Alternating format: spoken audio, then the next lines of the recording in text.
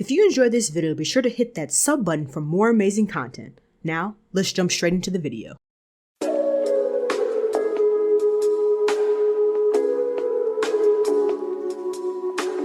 What's good, YouTube? It's your girl Bofina1, bringing you guys another YouTube video. And we all know the pandemic has really taken its toll on the world, and it's really affecting the logistics side of things.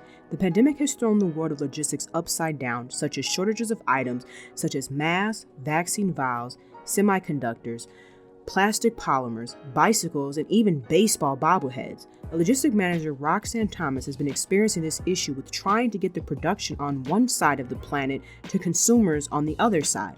However, it has to go through logistic carriers some way, whether it is through trucks, ships, planes, cranes, forklifts, etc., to get from one destination to another.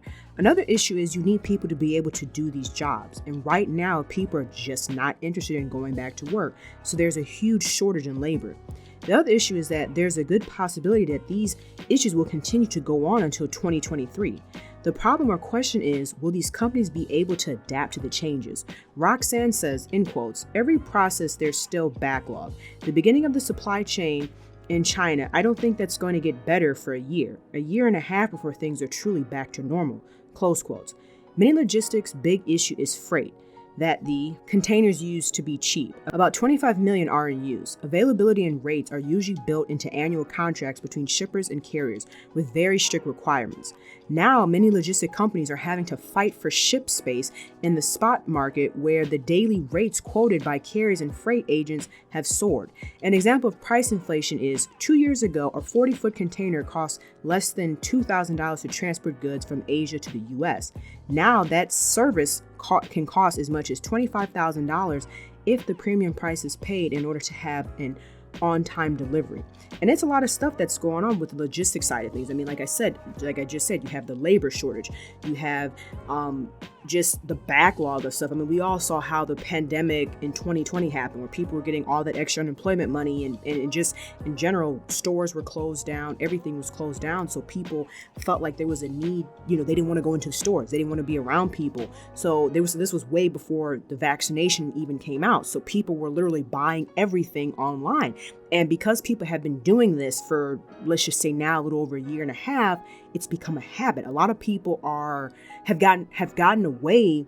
A lot of people have gotten away from going to the store and actually buying these products, themselves with their own money. I mean, I feel the same way too, because sometimes you go to the stores, a lot of these stores don't even have the item. So it's like you're wasting a trip driving up there to maybe have the item that you want, to then, if they don't have it, you either have to order with those, say, oh, order it online and we'll ship it to you. Where it's like, why didn't I just do that from the start? Why didn't I just go online and order the item to begin with and save myself the trip or the hassle of having to go into the store, talk to a salesperson, to potentially not have the item to then go back and do the exact same thing. So that's led to an uproar or a surge in online shopping, which is hard because, there's a lot of brick and mortar stores, and then there's online business as well, but you have more people now shifting over to the online industry.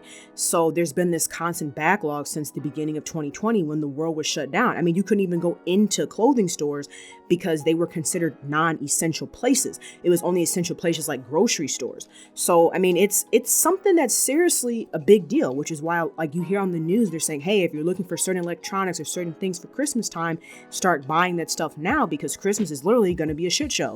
And I believe it. It's going to be just how it was last year. And I work for a logistics company. I mean, we were sitting work, having to roll work because we didn't have enough people, and just the volume was just so high, you couldn't process all of it. And at the same time, you're not going to shut down the whole network to process a couple hundred pieces. It's like, it sucks that you made a promise to the customer saying, hey, it'll be here by this date, but we're also not going to jeopardize the whole network for maybe a load or a few hundred pieces, right? So yeah, it's a lot of stuff that's going on right now. The labor shortage, and you have a lot of people that are not in a rush to go back to work. I mean, some of these places have raised their minimum wage, but still, it's like, it's not quite there. So a lot of folks, that were on unemployment, they were getting all the extra money. They probably saved up. They're like, oh, maybe I'll start going or thinking about going back to work 2022. So like I said, we'll kind of have to wait and see what happens.